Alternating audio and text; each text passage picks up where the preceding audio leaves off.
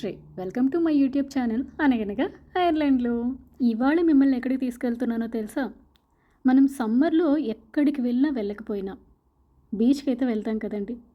నాకు బీచ్ చూపిస్తావా, బీచ్కే నిన్ను చూపిస్తాను. ఈ డైలాగ్ గుర్తుందా? ఏదో మూవీలో అయితే విన్నానండి. సో బాగుందని చెప్పి వాడేశాను ఇక్కడ. బీచ్ ఎటు మనలో చూడదు కాబట్టి మనమే బీచ్ దగ్గరికి వెళ్ళిపోతాం రండి. ఐర్లాండ్ అంటేనే full of coastal views, beaches ఉంటాయి. సో మరి ఏ ఏరియాలో బీచ్కి వెళ్తున్నాము అంటే బ్రే అనే ఏరియాలో వెళ్తున్నామండి. ఈ బ్రే అనే ఏరియాకి కొన్ని స్పెషాలిటీస్ ఉన్నాయి. అవేంటో మీకు బీచ్ చూపించిన తర్వాత చెప్తాను. సో మనం ఇప్పుడు ఆ బీచ్కి వెళ్ళాలి అంటే సీ పాయింట్ రోడ్ అనేది ఒకటి వస్తుంది. ఇప్పుడు ఆ రోడ్ని క్రాస్ చేసుకొని వెళ్తామన్నమాట. సో కొత్తగా వచ్చే వాళ్ళకి ఈ వ్యూ ఒక అంచనాకు ఉంటుందని చెప్పేసి మీకు వీడియోలో చూపిస్తున్నాను. ఇదే ఆ సీ పాయింట్ రోడ్. ఇక్కడికి రావాలి అనుకుంటే డబ్లిన్ సిటీ సెంటర్ నుంచి బస్సెస్ అవైలబుల్గా ఉంటాయి. 150 నెంబర్ బస్ తీసుకుంటే ఇక్కడికి వచ్చేయచ్చు. అప్రాక్సిమేట్లీ 20 కిలోమీటర్స్ డిస్టెన్స్ అయితే ఉంది సిటీ సెంటర్ టు బ్రే. సో ఇంక 20 మినిట్స్ లోపే మీరు బ్రేక్ వచ్చేయచ్చు అనమాట. అండ్ మీరు దిగిన తర్వాత బస్ స్టాప్ నుంచి 6 మినిట్స్ అవేలో బ్రే బీచ్ అనేది రీచ్ అవ్వచ్చు అనమాట. ఈవెన్ ట్రైన్ స్టేషన్స్ నుంచి కూడా ఆల్మోస్ట్ 6 to 7 మినిట్స్ కంటే ఎక్కువ పట్టదు వాక్. సో అంత దగ్గర అనమాట. ఇంకా ఆల్మోస్ట్ బీచ్కి అయితే ఎంట్రీ వ్యూలోకి వచ్చేసాము. కానీ నన్నైతే తిట్టుకోవద్దు. వన్స్ బీచ్ చూసిన తర్వాత ఏముంది ఇందులో, ఇండియాలో ఆల్రెడీ ఎలాంటి ప్లేస్ ఒకటి ఉంది కదా అని అయితే మీకు టక్కున ఆ ఏరియా కూడా గుర్తొచ్చేస్తుంది. సో మీకు ఎందుకు ఇలా చెప్తున్నానో ఇక్కడ బీచ్ చూసిన తర్వాత మీకే అర్థమవుతుంది. జనరల్గా మనం ఎక్కడికైనా ప్లేస్కి వెళ్తూ ఉంటే అది ఎంత ఫేమస్ అక్కడున్న క్రౌడ్ని బట్టి మనకు తెలిసిపోతుంది కదా. అలా ఈ ఏరియాలో మనం ఇందాక స్టార్ట్ అయిన దగ్గర నుంచి ఇప్పుడు ఎగ్జాక్ట్ ఈ మూమెంట్ నుంచి చూసుకుంటే ఆల్మోస్ట్ ఒక 2 కిలోమీటర్స్ పాత్ అంతా మొత్తం ఫుల్ ఆఫ్ కార్స్తో నిండిపోయి ఇంకా వచ్చే కార్లు వస్తూనే ఉన్నాయన్నమాట. అసలు మిగిలిన కార్లు కూడా ఎక్కడ తీసుకెళ్ళి పార్క్ చేస్తున్నారో కూడా అర్థం కావట్లేదు, అంత క్రౌడ్ ఉంది. అండ్ పబ్లిక్ కూడా చాలా వచ్చారు. మేబీ సమ్మర్లో ఈ బీచ్కి ఫ్లోటింగ్ ఎక్కువ ఉంటుందేమో. ఐర్లాండ్లో బీచెస్కి కొదవే ఉండదు కదండి. సో ఎక్కడికి వెళ్ళినా కూడా ఒక్కొక్క బీచ్కి ఒక్కొక్క స్పెషాలిటీ ఉంటుంది. సో ఈ బీచెస్ దగ్గర అయితే ఫ్యామిలీస్ అయితే చాలా బాగా ఎంటర్టైన్ అవ్వచ్చు ఇక్కడికి వస్తే. ఎస్పెషల్లీ కిడ్స్తో వస్తే మాత్రం కిడ్స్ చాలా బాగా ఎంటర్టైన్ అవుతారు. ఎందుకంటే చాలా గ్రీన్ ఏరియా ఉందండి. అండ్ బ్యాండ్ స్టాండ్స్ ఉన్నాయి, తర్వాత బీచ్ హట్స్ ఉన్నాయి, అండ్ అన్నిటికంటే మించి సీ లైఫ్ ఎక్వేరియం అని ఒకటి ఉంది. అదైతే పిల్లలు చాలా బాగా ఎంజాయ్ చేస్తారు, ఈవెన్ పెద్దవాళ్ళు కూడా. నేనైతే అది వీడియో తీయలేదు. సో ఇంకా ఇక్కడ నుంచి మెయిన్ సీ ఫ్రంట్ ఏరియా అనమాట. సో ఇక్కడ అన్ని cafes, restaurants, ice cream parlours, bars ఇలా ఒకటని కాదు, టేక్అవేస్ ఉన్నాయి. మొత్తం అసలు చాలా క్రౌడ్ అనమాట. సో ఫైనల్గా ఎవరో వెళ్ళిపోతున్నారు. సో పార్కింగ్ ఇక్కడ దొరికింది మాకు. జనరల్గా బీచెస్కి వచ్చేవాళ్ళు వాక్ ఎంజాయ్ చేస్తూ ఉంటారు కదా, అలా వాక్ ఉంది. ఇక్కడ పార్క్ కూడా ఉంది, పిల్లలతో వాళ్ళతో ఎంజాయ్ చేయొచ్చు. అలా కాకుండా కూర్చొని ఎంజాయ్ చేయాలి అంటే ఒక బ్యూటిఫుల్ స్పాట్ ఉంది, అదే ఇప్పుడు మీకు చూపిస్తున్నాను. ఇక్కడ స్ట్రాండ్ హోటల్ అని ఒకటి ఉంది చూడండి, దాని పైన ప్లేస్ ఉంది కదా, అక్కడ కెఫే లాంటిది ఉంటుంది. అక్కడ కానీ మనం కూర్చొని ఫుడ్ ఎంజాయ్ చేస్తూ సీ ఫ్రంట్ వ్యూని ఎంజాయ్ చేయాలి అనుకుంటే చేయొచ్చు. వ్యూ చాలా బాగుంటుంది, క్లియర్గా బీచ్ కనిపిస్తూ ఈ చుట్టూ ఉన్న అంబియన్స్ని మనం ఫీల్ అవ్వచ్చు అనమాట. సో నెక్స్ట్ టైం ఎవరైనా వస్తే ఇలా ప్లాన్ చేసుకోండి. ఒకవేళ ఫుడ్ టేక్ అవే తీసుకోవాలి అనుకుంటే ఇలా చివరికి వచ్చేసిన తర్వాత ఇక్కడ ఒక టేక్ అవే ఉంటుంది. ఇక్కడ veg and non veg options కూడా ఉంటాయి. సో సింపుల్గా అలా ఏమైనా తీసుకొని కూడా వాక్కి వెళ్ళిపోవచ్చు. సో ఇప్పుడు కర్రీ లీఫ్ రెస్టారెంట్ దగ్గర నుంచి వ్యూ చూపిస్తున్నాను అనమాట.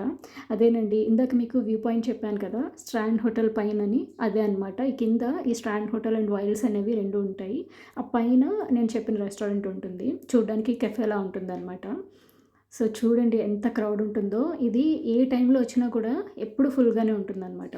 సో ఇక్కడ ఏరియా స్పెషల్ ఏంటి అంటే ఎవ్రీ ఇయర్ సమ్మర్ అయిపోయే టైంలో అంటే జూలై ఎండ్లో ఒక బీచ్ బార్బిక్యూ ఫెస్టివల్ అనేది జరుగుతుంది. బీచ్ బీబీక్యూ ఫెస్టివల్ అని మీరు గూగుల్ చేస్తే తెలుస్తుంది అనమాట. దీనికి ఎంట్రీ అనేది కంప్లీట్గా ఫ్రీ, ఎక్కడ ఏం పే చేయాల్సిన అవసరం లేదు. ఇక్కడ కనిపిస్తున్న పార్క్ కానీ రోడ్స్ కానీ అంతా ఫుల్ జనాలతో 2 కిలోమీటర్స్ కనిపించింది కదా, మొత్తం ఫుల్ క్రౌడ్తో నిండిపోయి ఉంటుందన్నమాట. చాలా కలర్‌ఫుల్‌గా ఉంటుంది. సో, ఇక్కడ ఆ టైంలో ఫుడ్ ట్రక్స్ చాలా వచ్చేస్తాయన్నమాట. అంటే బార్బిక్యూ ఫుడ్ గానీ, లేదు అంటే బార్స్, డీజే సెపరేట్ డీజే ఉంటుంది. అలానే బంపర్ కార్స్ షో ఉంటుంది. కిడ్స్‌కి డిఫరెంట్ డిఫరెంట్ గేమ్స్, యాక్టివిటీస్ ఉంటాయి. ఇలా చాలా అనమాట. నెంబర్ ఆఫ్ యాక్టివిటీస్ ఉంటాయి. ఫుల్ ఎంజాయ్ చేయొచ్చు.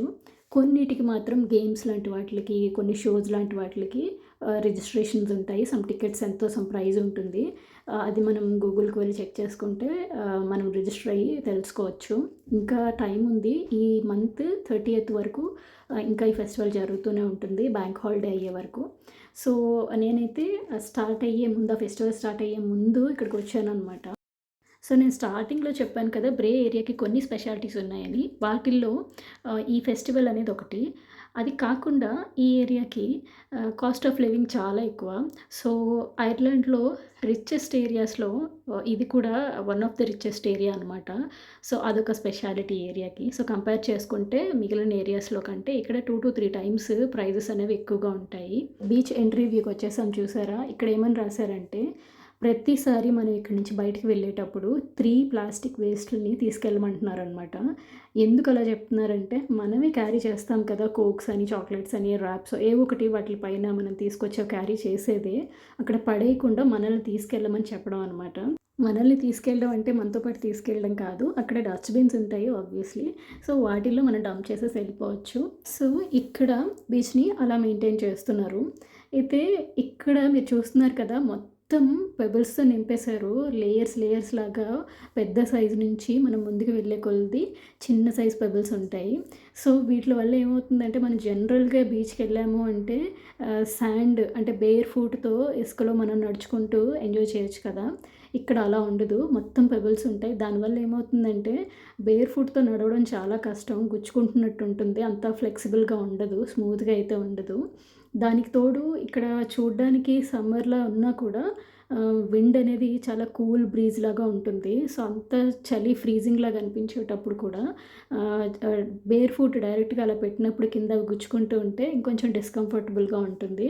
సో, ఎవరైనా వచ్చేటప్పుడు ఇలా ప్లాన్ చేసుకోవాలి. ఇక్కడ తిరగాలి అని అనుకుంటే ఐడియా కోసం చెప్తున్నాను.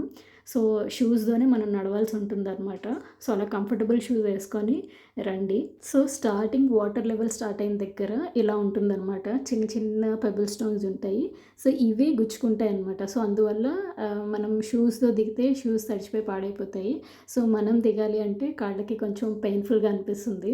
సో, ఇక్కడ ఈ బీచ్ చూసిన తర్వాత మీకు మన ఇండియాలో మనకు బాగా తెలిసిన తెలుగు రాష్ట్రాల్లో ఒక ప్లేస్ గుర్తొస్తుంది అని చెప్పాను కదా స్టార్టింగ్‌లో.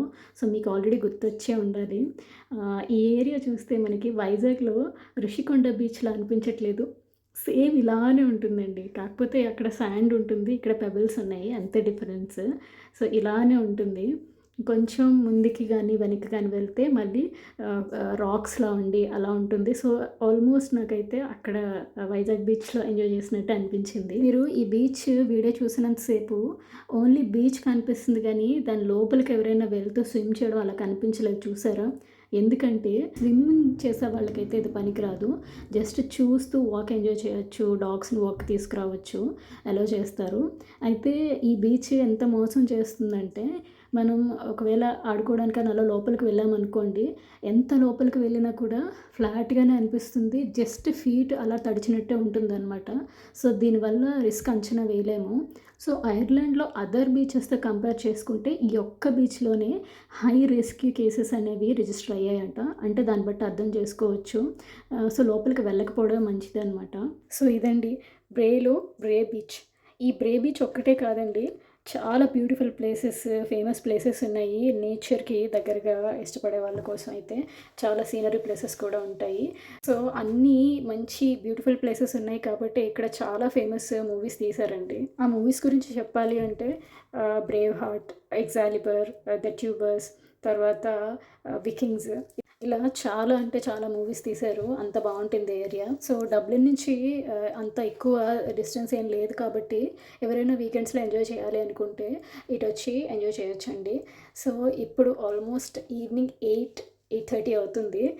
కానీ అసలు వెదర్ చూడండి, మనకి ఇంకా ఏదో ఈవినింగ్ 4, 5 అయినట్టే ఉంది. సో, ఈ సమ్మర్‌లో నైట్ 10, 10:30 వరకు ఇలానే ఉంటుంది. అసలు డే అయినట్టు కూడా తెలీదు.